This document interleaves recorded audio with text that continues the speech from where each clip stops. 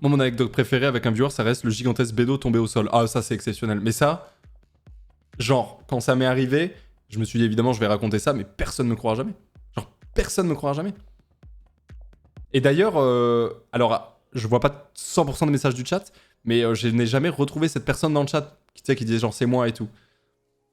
OMG, après 3 ans dans l'ombre, c'est la deuxième fois que je mets un message en avant. Ah, dans 3 ans, pense. Dans l'ombre, c'est Rodos. Nah. Non, non, non, non. Non. Ah, c'est une ombre partielle, c'est Rodos quand même. Je te vois, hein, je te vois, mon gars. Merci, Be Quiet. Merci pour ton 38e, moi, c'est très gentil. C'est quoi l'histoire? Bah, très rapidement, parce que c'est pas. C'était Comment ça, le mariage est annulé? C'est finito pipo? Non, mais toi, t'es sérotomane. Enfin, vraiment, Mdal, calme-toi, mon gars. Tranquille, on se voit samedi, on en parle, mais tranquille. Mais l'histoire du bédo, vraiment hyper rapidement, parce que je vais pas revenir dessus, c'était la sortie du premier confinement. Donc les gens avaient encore l'habitude de pas trop sortir, enfin c'était un peu limité. Je suis dans la rue à Saint-Germain-en-Laye, je marche, classique. Et tu vois, et là devant moi tombe un bédo, à peine allumé. Genre je pense que la personne venait de l'allumer, tu vois. Un bédo. Genre il y a un énorme bédo qui tombe comme ça et je marche et forcément vu que je vois un joint tomber à mes pieds, le réflexe vu qu'il est tombé, bah c'est de lever la tête parce que bah, forcément je lève la tête comme ça et je vois quelqu'un, je crois que c'était 4e étage, je vois quelqu'un qui me fait « Eh, c'est mon bédo. Eh, mais c'est Ponce. Eh, Ponce, il a chopé mon bédo !» Voilà. Du coup, le mec est descendu. Voilà.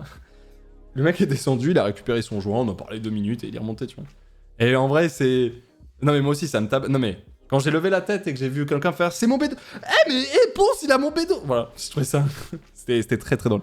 Mais je pense pas que ce soit une fleur vraiment... J'ai pas eu l'impression d'avoir affaire à quelqu'un qui me suivait beaucoup.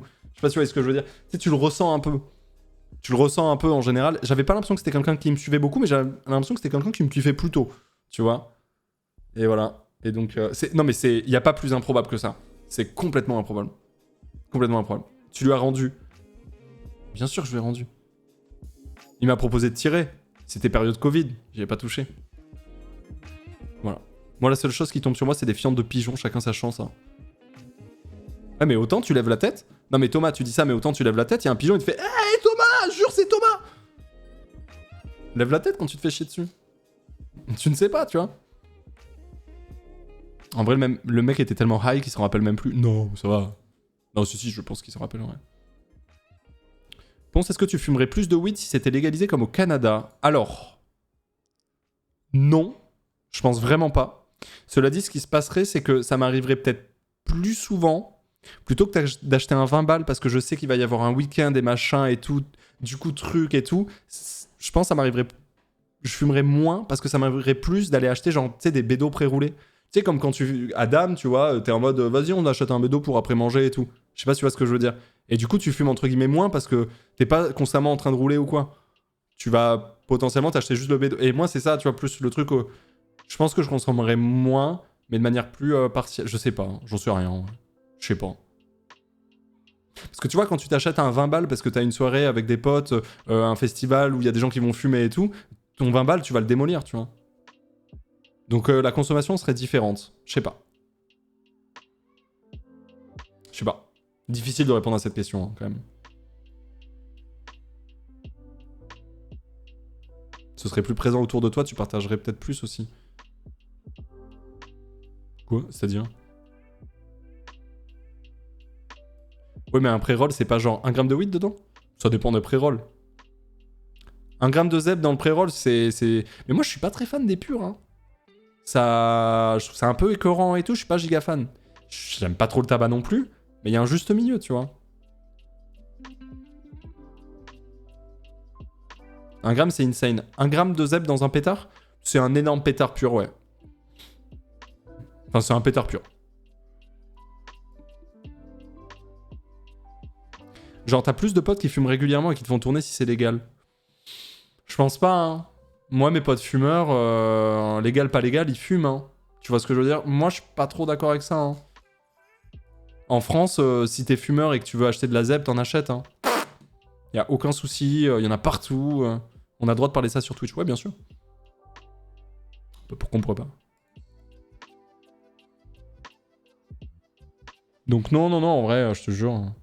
Je suis le seul à pas fumer. Non, il y a plein de gens qui fument pas et vous avez bien raison. Non, non, t'es ouf. T'es ouf. Mais non, non, vraiment, il n'y a aucune difficulté à trouver de la weed si tu en veux pour personne. Et pour peu que tu sois un fumeur, par exemple, qui a 30 ans, du coup, ça fait un petit moment que tu fumes, t'as des contacts de partout, tu vois. Ça change rien, c'est pas ça qui... Par contre, je répète, parce que quand même, dans ces moments-là, je préfère le répéter. Sachez que dans ma vie, je ne regrette rien, non rien de rien. Si ce n'est une chose, c'est un jour avoir fumé cette putain de clope quand j'avais 15 piges. Qui m'a donné envie d'en fumer d'autres, quoi. Ça, j'avoue, c'est le seul truc que je regrette. Vraiment. Donc voilà. J'ai arrêté de fumer parce qu'à chaque fois que je me faisais arrêter par les flics, j'étais en full stress. Moi, je m'en bats les couilles. En fait, j'ai un white privilege très, très gênant. Niveau tabac ou genre overall? Non, je parle vraiment niveau tabac. Niveau tabac. Moi, je suis aux US depuis 10 ans. J'ai vu la légalisation médicale puis récréative se mettre en place. En vrai, j'aime pas boire, mais le pet après boulot tranquille sur ma terrasse, je vis ma meilleure vie. Et faire ses courses sur les dispos online à juste pick-up, c'est une dinguerie. Il y a même des points de fidélité. Bah oui, oui, bah c'est légal, quoi. Ouais, bien sûr. Ça me fascine comme l'addiction vient vite chez certains. Alors, peut-être que moi, il y a la connerie de ma jeunesse, tu vois. Mais moi, mon addiction à la cigarette, à la nicotine plutôt, elle a été instant à la première clope. Mais, enfin, c'est-à-dire qu'en gros, j'ai fumé une clope, j'avais envie de m'acheter un paquet pour en fumer d'autres. J'ai eu envie d'en fumer d'autres, tu vois. Trop bizarre.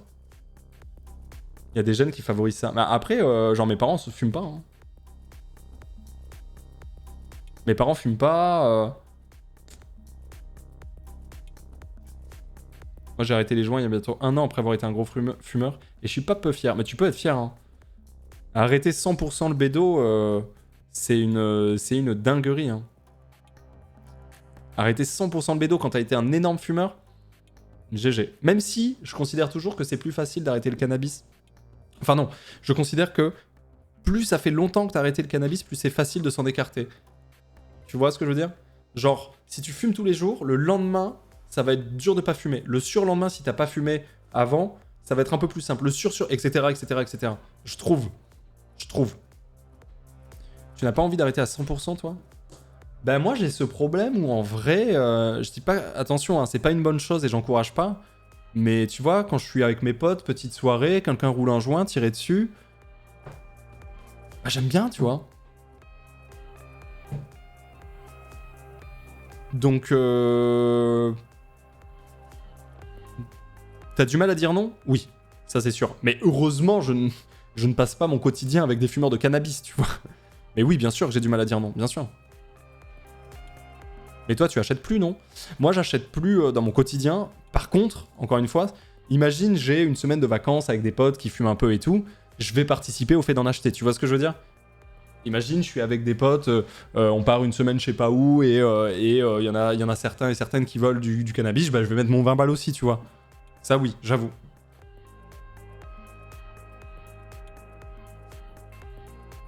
Genre en festoche, ouais, c'est ça. Sincèrement, je comprends tout à fait que tu puisses regretter. Parce que de mon côté, je me remercie tellement de ne jamais avoir essayé à cause de la peur de l'addiction. Mais non, mais t'as bien fait. Hein. Pourquoi si tu fumes pas avec tes potes, t'es exclu du groupe? Ah non, non, non, vraiment aucun rapport. J'ai même, j'ai les mêmes amis depuis 20 ans. T'inquiète, il y a des gens qui fument pas, des gens qui fument et tout. Non, non, c'est pas ça. C'est juste que concrètement, si je vois mes potes fumer un pet sur un moment, genre soirée ou quoi, ça me donne juste envie de fumer avec eux, tu vois. C'est tout. Ça t'arrive d'avoir envie de fumer en live? Non. Non, non. Quand j'ai des trucs à faire, jamais. Non.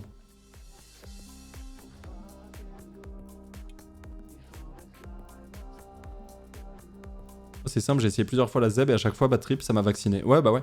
Mais moi, c'est ça qui est compliqué. Moi, je n'ai jamais. Enfin, je vais dire un truc qui est à prendre avec des pincettes, hein, mais je n'ai jamais eu d'effet négatif de type bad trip ou quoi de ma vie avec rien. Je n'ai jamais eu une mauvaise expérience en fait. Je touche du bois, mais j'ai jamais eu une mauvaise expérience. Enfin, j'en ai. Voilà, sauf pendant le sevrage. Évidemment, au moment où j'ai arrêté de fumer quotidiennement, sueur, nausées, fatigue, irritabilité. Effectivement, j'ai déjà eu ça, bien sûr. Ça, oui.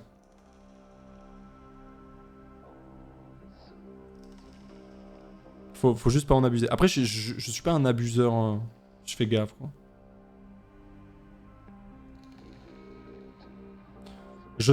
J'étais multitoxicomane et franchement, je suis trop fier d'avoir arrêté. Mis à part l'alcool qui est vraiment trop dur, surtout en France. Ouais, c'est compliqué, mais bravo à toi, hein, Greg. Hein, si t'as été multitoxico et que t'as réussi à stop, franchement, GG. Hein.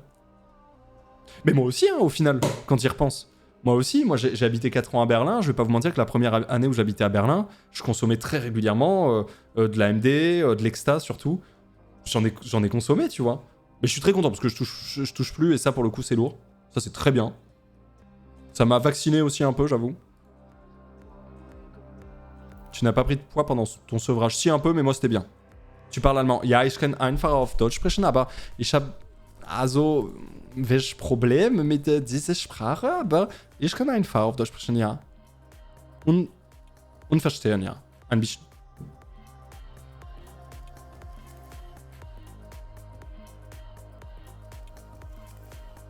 Ton expérience avec le Taz?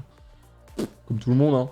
Mais en fait, en gros, moi j'ai arrêté... C'était en 2016, ça. Et j'ai arrêté quand, tout simplement, je mettais 10 jours à me remettre mentalement d'une prise d'ecstasy, quoi. J'étais en mode, ah ok, c'est vraiment abominable, il faut arrêter cette merde, quoi. Du coup, voilà. 10 jours, ouais, je te jure. Bah, c'est-à-dire que j'étais pas bien, quoi. Ah ouais. Faut en prendre très espacé, ouais, mais bon. Moi, j'avoue que ça me fait... Tu ressentais quoi? Bah un peu, je me sentais comme si j'étais en dépression alors que tout allait bien, il y avait rien qui me motivait, j'avais chaud, j'avais froid, tu vois, ce genre de truc, quoi. C'est pas ouf, non? Ah, faut pas en prendre du tout, ouais, je suis un peu d'accord, enfin... Après, c'est difficile de dire aux gens fais ci, fais ça, fais ci, fais ça, fais ci, fais ça, mais il est clair que... C'est abominable. Le niveau de sérotonine en PLS, ouais, c'est ça, c'est abominable. T'en prenais tous les combien de temps? Ça m'est arrivé en 2016, quand je venais d'arriver à Berlin, d'en prendre 2-3 fois dans la même semaine. C'est colossal. C'est colossal. J'ai pas fait ça longtemps du tout. Hein. J'ai pas fait ça longtemps du tout parce que non, j'étais en mode non, ça va pas du tout. Ouais. Et du coup, bah écoutez, pas touché depuis 2000, dernière prise en 2018, je pense. Alors que ça faisait déjà longtemps que j'en avais pas pris. Je voulais juste retester en me disant tiens, c'est passé, ça va aller. Non. Donc voilà. Mais par contre, j'ai eu aucun mal à arrêter ça. Voilà. J'ai eu vraiment aucun mal. Est-ce que vous vous souvenez de l'époque où on envoyait des messages en avant et qu'on finissait pas nos... Ça existe toujours, hein, Coco. En vrai, j'ai vu ton message. Hein. Tu parles de MD? Ouais, MD, etc. Ouais. Tu fumais des clopes? Non, je vapotais. Je vapotais.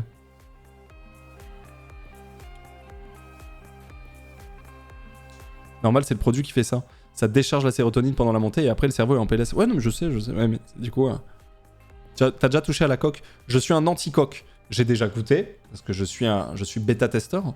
Je déteste ça, je suis un anti-coque. J'ai vu trop de gens partir en couille. Ça me fait peur, ça me dégoûte, ça me saoule.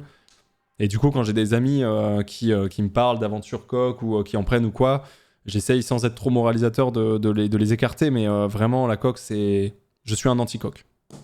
Et le LSD, j'ai fini par arrêter, on me rendait compte que quand je prenais du LSD, j'étais chef pendant 10 heures, et sur les 10 heures, il y a 10 minutes bien, 10 minutes pas bien, 10 minutes bien, 10 minutes pas bien, 10 minutes bien, 10 minutes pas bien, 10 minutes bien, 10 minutes... Je fais, allez, c'est bon. Mais ouais, le LSD, j'en ai un peu pris pour tester, tu vois, genre peut-être 5-6 fois, des doses un peu différentes. L'héroïne, non mais, non. Moi, je suis très sujet à la dépression. Je sais que je dois jamais toucher à la drogue parce que je pense que, bah oui, je me suiciderais très facilement. Alors, je sais pas si ça irait jusqu'à là, mais clairement, si tu as des tendances dépressives, n'approche pas ça parce qu'en fait, la chute de sérotonine est affreusement douloureuse, tu vois. Les champis, j'en ai un peu pris de 2011 à 2013 ou de 2010 à 2012, je sais plus. J'en ai un peu pris, mais en fait, c'était des doses toutes petites qui me faisaient des sensations comme si j'avais fumé 20 pétards, moins la fatigue. Je sais pas si vous voyez ce que je veux dire. Des doses toutes petites. Et un jour, avec les potes, on s'est dit pourquoi pas tenter pour voir une dose un peu plus sévère pour tenter, tu sais, les alus et tout. Et là, ça a été 10 heures de chep d'une intensité. On était 4 potes, on était 4 éléments différents. Ça, c'était en 2012. Oh, c'était quelque chose. Moi, j'étais la terre. J'ai passé la soirée, enfin la nuit, enfin allongé au sol à dire que j'étais la terre. Ça va pas du tout. Et j'en ai plus jamais repris parce que c'était très intéressant, mais beaucoup trop éprouvant. Voilà. Ah, je te jure, j'étais la terre. Ça allait pas du tout. Alors, juste, il y a Newcastle Manor. Je vais lire ton message parce que ça a l'air intéressant. Message en avant. Je vais raconter une expérience qu'on m'a dite. Je connais une personne proche qui fumait pendant longtemps, et beaucoup, 6-7 joints par jour. Il était accro. Quand il a décidé d'arrêter parce qu'il voyait que ça le détruisait, ça a été l'enfer. Il avait énormément de mal. Et un soir, il en pouvait plus. Il a fait une tentative de suicide, et s'il n'avait pas eu la lucidité d'appeler sa mère, il ne serait plus de ce monde. Donc la weed peut détruire des vies malheureusement, donc faites attention à vous. Mais oui, non mais évidemment que ça peut détruire, même ça détruit plus ou moins quoi qu'il arrive, parce qu'en fait, déjà, t'as le mélange tabac-cannabis qui est, en termes de toxicité, c'est un truc, c'est vénère, tu vois. C'est vénère. Mais après, moi j'ai des potes qui fument genre 2-3 fois par semaine le soir en rentrant du boulot, tu vois, un truc comme ça. Et qui s'en sortent bien, mais ça reste fumé, tu vois. Ça reste fumé, hein. Ouais, mais ça marche pas de dire ça, Biziolo, qui nous dit si c'est illégal, il y a une raison. Non, ça marche pas trop de dire ça en vrai. C'est pas parce que quelque chose est illégal qu'elle est dangereuse, c'est pas parce que quelque chose est légal qu'elle ne l'est pas, tu vois. C'est pas... La clope, typiquement... Donc non, ça marche pas trop de dire ça. L'alcool, la clope... L'alcool, c'est très... L'alcool en France, c'est un sujet qui est chaud. Parce que, bon, moi j'ai de la chance, je suis à peu près sûr de ne... Je dis bien à peu près, mais sûr de ne pas être sensible à l'addiction de l'alcool. Parce que j'ai toujours de l'alcool dans mon frigo, j'en bois jamais. Quand des potes viennent, du coup, oui, je sers, mais sinon, jamais. Mais j'ai connu et je connais des alcooliques. C'est d'une tristesse. C'est d'une tristesse. Et des proches, hein. Je parle de proches, je parle pas de gens croisés dans la rue, je parle de proches, tu vois. Et ça, c'est l'horreur. Le sevrage de l'alcool peut te tuer tellement c'est vénère. Tu peux mourir. Tu peux mourir du sevrage de l'alcool. C'est vénère, genre. Hein. Je pense que... Non, on va pas commencer à donner des degrés d'addiction. J'allais dire, je pense que je préfère être addict au cannabis qu'être addict à l'alcool. Mais en vrai, on va pas commencer à faire une tier list addiction. Je pense pas que ce soit ouf. Mais ouais, non, c'est vénère, c'est vénère, c'est vénère. C'est vénère. Le concept est lourd, le concept est un peu dur. Ah, c'est chaud. Il faut juste avoir zéro addiction. Bah ça, dans un monde entouré de sucre, toi-même tu sais, hein.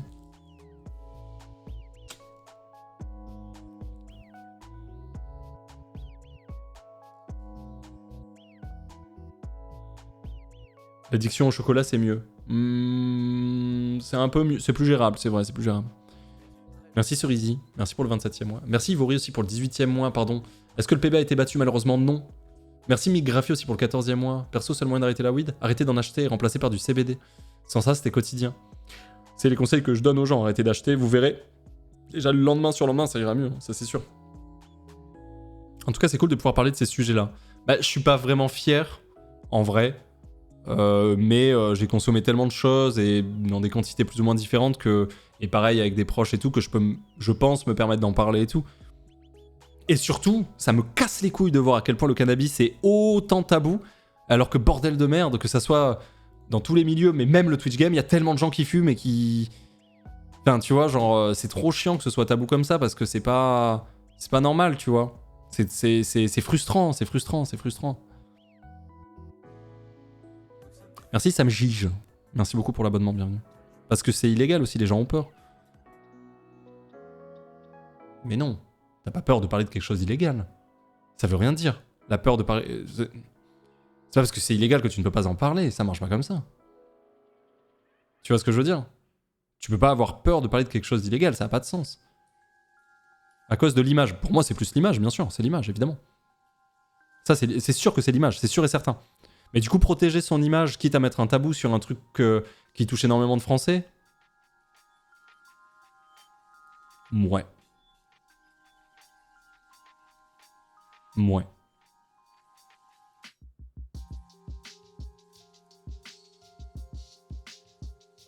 C'est pas très sain qu'une drogue aussi courante soit aussi tabou. Bah ouais. Tu as pas le droit d'en consommer, donc dire que tu en consommes, c'est ça qui bloque. Ouais, mais non. T'as tout à fait le droit de dire j'en consomme. Tu vas pas te faire arrêter parce que tu dis ça, hein. Ah bah non. C'est pas non plus sain qu'une drogue aussi courante soit banalisée. Oui, mais il faut jongler, il faut jongler, tu vois. Entre évidemment, il ne faut pas banaliser la chose, mais c'est horrible à dire, mais le cannabis est banal en France. Tu vois ce que je veux dire? Alors sans pour autant banaliser tout ça, il faut quand même arriver à en parler. C'est banal le cannabis en France, c'est banal de fou, tu vois? C'est banal. Donc bah, c'est con de fermer les yeux dessus, tu vois? C'est banal. Et bon, si à chaque fois qu'on parle de quelque chose, c'est le banaliser, malheureusement, ça permet pas d'ouvrir des discussions sur des tabous. Et en plus, je te jure que si moi, quand j'étais vraiment, vraiment fort dans la weed et que je fumais énormément et tout, si j'avais eu un créateur de contenu, j'en sais rien ou quoi, capable de me parler comme ça, je te jure que ça m'aurait fait du bien. Je te jure que ça m'aurait fait du bien. Quand en 2012, je m'enfilais les 10-15 pets par jour, je te jure qu'avoir quelqu'un d'un peu plus âgé que moi potentiellement, si quelqu'un comme ça aurait été capable de me dire des trucs... Enfin, tu vois, ça m'aurait peut-être motivé à arrêter plus, ça m'aurait fait du bien de fou, tu vois.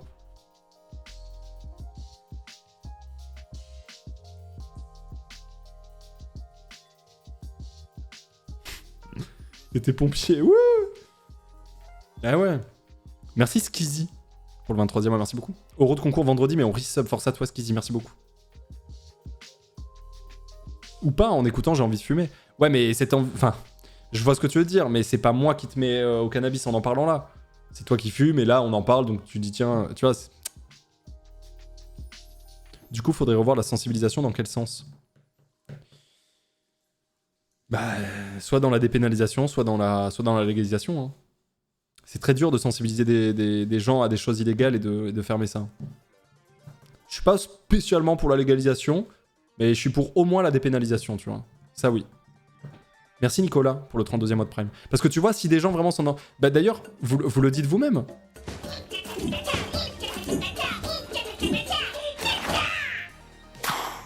Merci Ibrick. Merci beaucoup pour les 5 oui, c'est très gentil. Mais du coup, vous le dites vous-même, si des gens n'osent pas en parler parce que c'est illégal,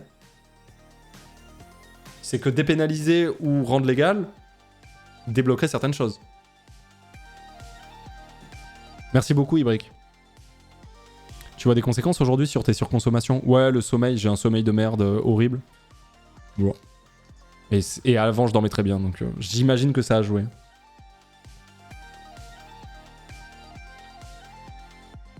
Faut qu'il y ait une prise en charge en plus de la dépénalisation et légalisation. Bien sûr, mais grave.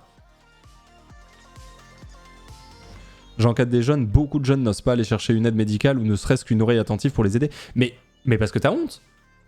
Mais je suis désolé. Quand t'as 19 ans, quand t'es devant un médecin et qui te dit vous fumez? Non. Du cannabis? Non. T'oses pas, tu sais. C'est complètement illégal, c'est interdit. T'es en mode non. Il faut me le dire, hein. Non, non. Enfin, j'avais clairement dit oui. Moi aussi, Moi, je dis toujours oui aussi. Moi, je m'en bats les couilles. Moi, je suis honnête. Je dis j'ai peur de ça, ça me fait mal. Ça, je redoute ça. Oui, j'ai fait ça. Moi, je dis tout aussi parce que j'ai trop peur qu'il y ait un truc chelou. Mais en vrai, quand t'es plus jeune, ça doit pas aider non plus. T'as honte. Enfin, t'as honte. T'es pas en confiance. T'es pas en confiance.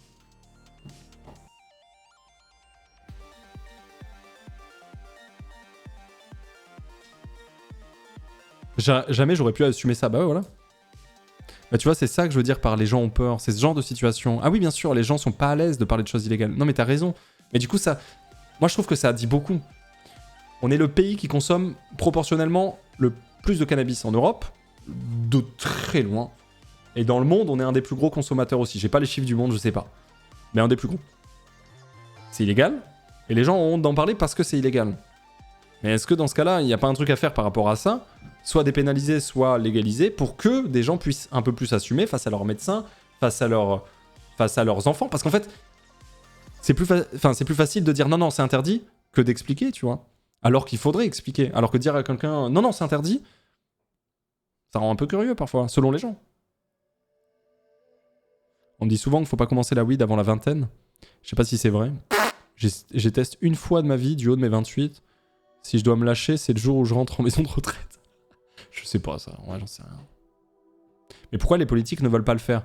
Alors je sais pas, j'ai pas tout en tête, mais bon déjà il y a un gros problème en France, où grosso modo vu qu'on consomme énormément, et que c'est illégal, il y a un marché noir qui est monumental. Il est tellement monumental que t'as des endroits, je le sais parce qu'à Avignon c'est le cas, à Marseille aussi, il y a des cités entières qui vivent du cannabis. Du marché noir du cannabis, mais qui vivent de ça, tu vois. Si jamais tu légalises ça, je te jure que tu vas vraiment mettre beaucoup de gens dans la merde, des familles entières dans la merde, etc., etc. Alors du coup, on pourrait se dire, bah ouais, mais autant les engager eux pour faire ça. Sauf que les gens qui nous gèrent, vous avez vraiment l'impression qu'ils veulent aider quelconque cité? Vous croyez vraiment qu'il y a une envie d'intégration dans la société, notamment commerciale, des gens de la cité? Donc, en gros, ça, dans l'état actuel des choses, ben, ça mettrait potentiellement dans la merde ces familles, j'en sais rien, c'est tout ça qui vivent notamment grâce à ça, et ils seraient pas acceptés comme ça, quoi. Donc, bah voilà. Je pense que c'est un des problèmes, en vrai. Je pense que c'est vraiment un des problèmes. Hyper important de commencer le plus tard possible la weed. Ça fait vraiment du mal au cerveau, surtout quand il n'est pas encore pleinement développé. Le mieux, c'est de commencer après 25. Ou sinon, jamais, Max. Ou sinon, jamais. Mais bref, je pense que c'est un sujet qui est très très compliqué. Il n'y a pas une bonne solution. Du coup, tu finances une politique publique visant à aider ces populations avec les milliards de la weed. Je sais pas. Non, mais je c'est rien.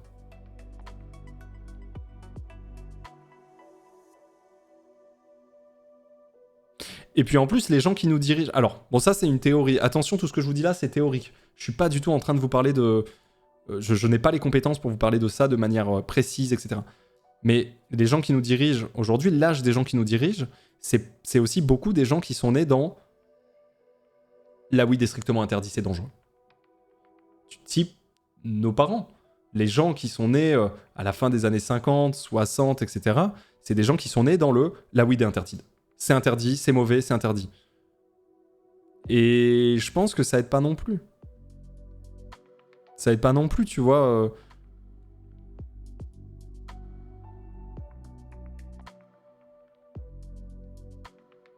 Sauf ma daronne, la hippie. Notol daron, merci. Mais nos parents fumaient aussi? Oula, je sais pas quand est-ce que sont nés tes parents. Mais je te jure que les gens qui sont nés dans les années 60... Évidemment qu'il y en a, non mais bien sûr. Mais c'était bien interdit. Bien interdit. Les hippies Woodstock. Mais les hippies Woodstock, en 69, ils ont 20 ans. Ils sont pas nés dans les années 60. Alors, en gros, Woodstock, les hippies, etc., Woodstock, ce que tu veux, les années 60, quand ils consomment un maximum de zeb et de LSD, ils ont 20 ans. Ils sont nés dans les années 40. 50 éventuellement, début 50, ils sont pas nés dans les années 60. Vous comprenez? Les gens qui sont nés en 62, par exemple, quand Woodstock a lieu, ils ont 7 ans. 3 ans après, c'est strictement interdit dans ton pays. Donc, enfin... Parce qu'aujourd'hui, c'est bon pour la santé? Non, personne n'a dit ça. C'est quoi cette phrase random? Non, strictement personne n'a dit ça. Macron, il est né fin 70. Mais Macron... Mais Macron, c'est juste une marionnette. Vous comprenez? Macron, c'est une marionnette. Enfin... Macron, c'est un... Explosion! Non mais tu vois ce que je veux dire? C'est une marionnette, Macron, c'est pas... Enfin, vous voyez ce que je veux dire? Bref. Et puis même, d'ailleurs. Avant les années 60, c'était pas interdit. Date, interdiction, cannabis, France.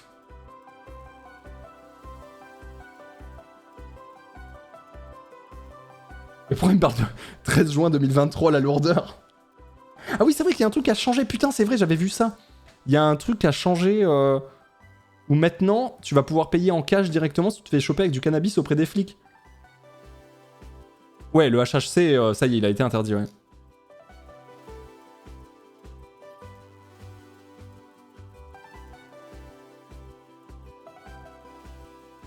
L'enfer.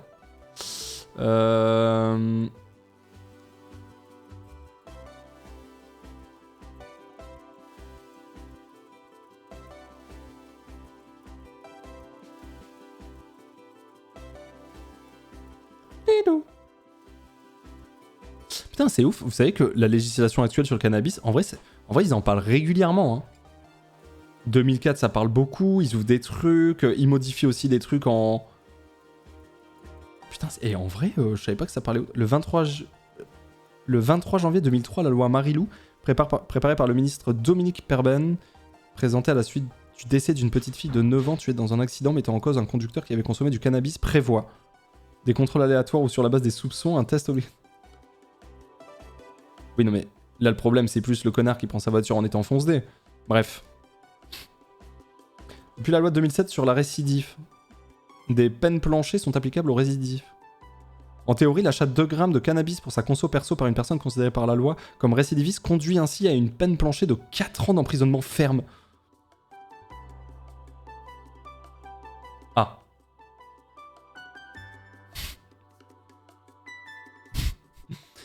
Ah.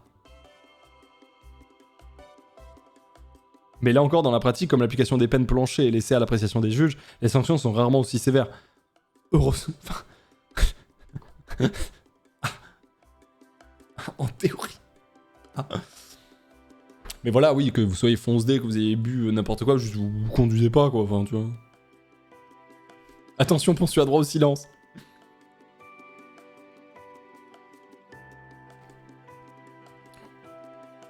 Je vois pas l'intérêt de dépénaliser. Légaliser, oui, mais dépénaliser, je vois pas l'intérêt. Si tu peux expliquer. L'intérêt... Non mais attends, c'est pas ma spécialité non plus. Hein. L'intérêt de dépénaliser, ce serait juste d'arrêter de sanctionner pénalement le consommateur. Voilà, selon moi. L'avantage, il est là. Et du coup, ouvrir un peu plus le dialogue, parce que si tu sais que tu n'auras pas de sanction pénale au fait de consommer, alors peut-être, potentiellement, tu peux en parler plus facilement. Voilà. Moi, je le vois un peu comme ça. Dépénaliser un truc, c'est arrêter de rendre coupable pénalement les consommateurs. Voilà. C'est ça. Effectivement, merci Quick d'en parler. Effectivement, on avait fait un podcast sur le cannabis en France, etc., etc., etc. Il est en 2 parties, le podcast. Vous avez les 2 parties sur YouTube. On en avait parlé avec Jean Massier, Florence, et surtout des professionnels, notamment du cannabis. Des sociologues, des médecins et tout. Si jamais ça vous intéresse, ce podcast est extrêmement intéressant. Si jamais. Oui. La diff avec légaliser ? Ah, légaliser, il faut un encadrement, quoi.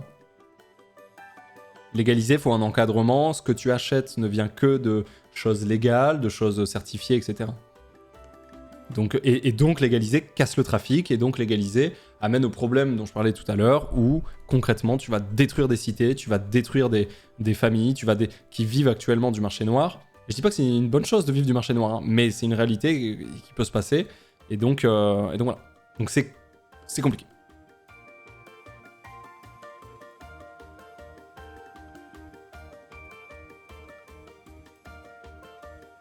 Mario Wonder, c'est Sukana, un peu en vrai. Mais là, on est d'accord, c'est plus un délit, tu prends que une amende.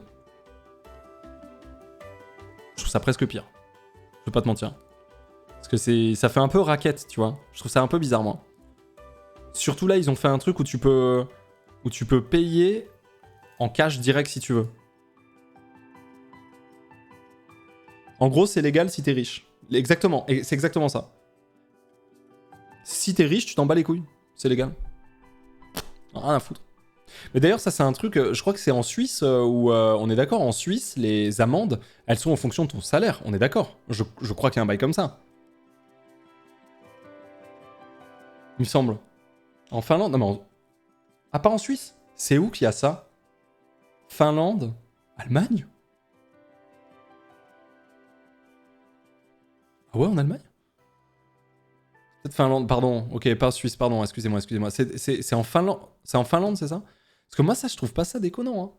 Vraiment, je trouve pas ça déconnant du tout. C'est-à-dire qu'à un moment donné, il faut bien savoir qu'à partir du moment où tu gagnes extrêmement bien ta vie, avoir une amende, tu t'en bats les reins. Hein. Genre, mais vraiment, bats les reins. Hein. Vraiment, bats les reins premier degré. C'est-à-dire que même moi qui suis pas millionnaire, machin, mais qui gagne très bien ma vie, honnêtement, j'ai une amende. Ça me fait chier, bien sûr, mais je m'en bats les reins. Enfin, c'est-à-dire que ça ne me met pas à mal, tu vois. Donc, c'est chaud, quoi. En Suisse, c'est des amendes d'ordre pour petite quantité. Pas pénal. Ah, ok. Ça va pas compliquer ma fin de mois. Non, c'est ça. Exactement. Un multimillionnaire a pris 200 000 € d'amende pour excès de vitesse en Finlande. Bah voilà. Bah voilà, ça c'est honnête, ça. Parce que bon, je veux dire, si moi je paye pas le tram à Montpellier, je vais avoir une amende de 50 €. Bon. Tout va bien se passer. Si quelqu'un a pas les thunes pour s'acheter un billet, il va se prendre une amende de 50 balles. Ah. Bah force à toi. Hein. Fais chier, hein. C'est de la logique pure, on devrait pas payer la même amende au SMIC en gagnant 3 000 € par mois. Oui, non mais je suis 100% d'accord. En gros, concrètement, si t'es riche, t'en bats les couilles. Tant que c'est pas un délit, t'en bats les couilles. Après, la vie, c'est plus facile quand t'es riche en règle générale, pas que pour les amendes. Mais justement, utilisons les amendes pour essayer d'amoindrir ça. Justement. Et tu sais ce que tu fais? Le montant minimum de l'amende, il va, comme d'habitude, au même endroit, et le reste du montant va dans des caisses retraite. Et t'arrêtes d'emmerder les gens. Égalité vs équité. Ah, vas-y. Du coup, Balkany serait dans la merde. Ensuite, richesse n'est pas égale à revenu. C'est vrai. C'est vrai. Je fais très bien de le préciser. Non, mais c'est pour ça que c'est pas aussi simple. Et puis moi, je vous dis ça. C'est rien. Évidemment que c'est pas aussi simple, tu vois.